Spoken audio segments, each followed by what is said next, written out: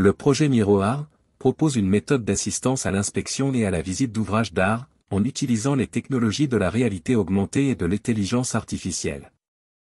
Le procédé se déroule en 5 étapes.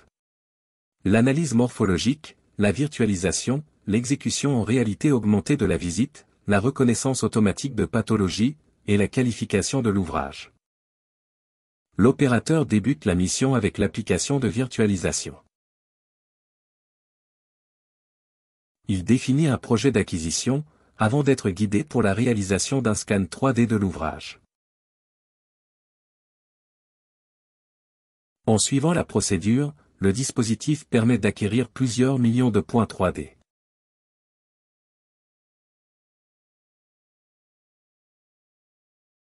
Il identifie en temps réel les parties de l'ouvrage qui sont scannées. La première partie de la mission de l'opérateur se termine. Il complète son scan avec les informations relatives à la localisation de son ouvrage. Puis, ces données sont envoyées dans un serveur, afin d'être manipulées et préparées pour la deuxième partie de la mission.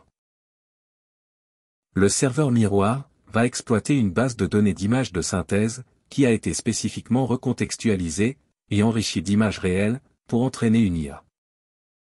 Cette IA est capable d'identifier, et de dimensionner les composants de l'ouvrage, pour produire le modèle 3D, augmenter des informations utiles à une assistance qui sera proposée en réalité augmentée.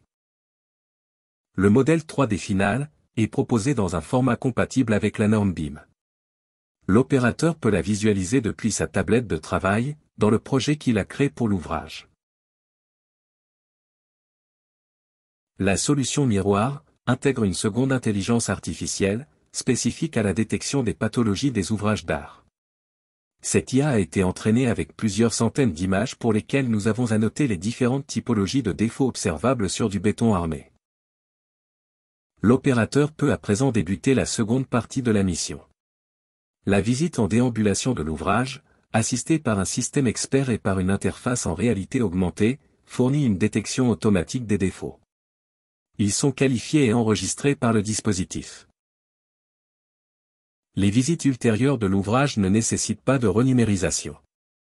Les défauts déjà identifiés sont immédiatement localisables.